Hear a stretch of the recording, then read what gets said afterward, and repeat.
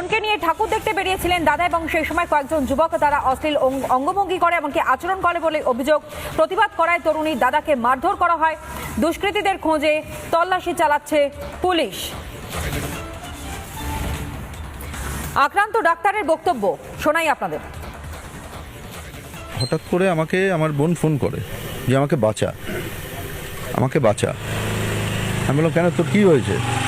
বললো শীঘ্রই চলে আয়।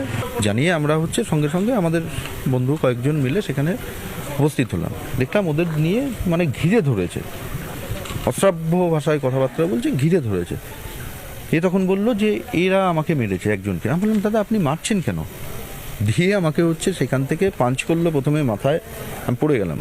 তারপরে আমার বুকের উপরে শুয়ে 4-5টা নাক দিয়ে রক্ত প্লাস এখানে পুরো টোটাল ফুলে গেছে।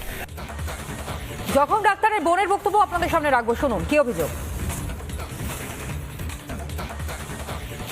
জাস্ট বাইকে করে যাচ্ছিলাম, ওখানে 4জন ছেলে বাচ্চা, আমাদের থেকে অনেক জুনিয়র, বিচ্ছিরিভাবে স্ল্যাং ল্যাঙ্গুয়েজ ইউজ করে।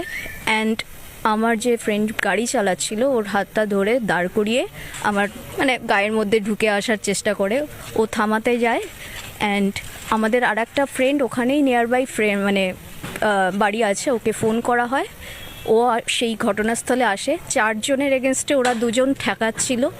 আমি আমার দাদাদেরকে ফোন করি, দাদারা আমাকে ওখানে যেয়ে দেখে, আমাকে তত সময় মুখে পাঞ্চ করা হয়ে গেছে অ্যান্ড হাতে বাইট। নানা ধরনের কন্টেন্ট দেখার জন্য লাইক করুন, শেয়ার করুন আমাদের ফেসবুক পেজ, সাবস্ক্রাইব করুন আমাদের ইউটিউব চ্যানেল। পাশাপাশি অন্যান্য ব্রেকিং নিউজের জন্য অবশ্যই চোখ রাখুন রিপাবলিক বাংলায়।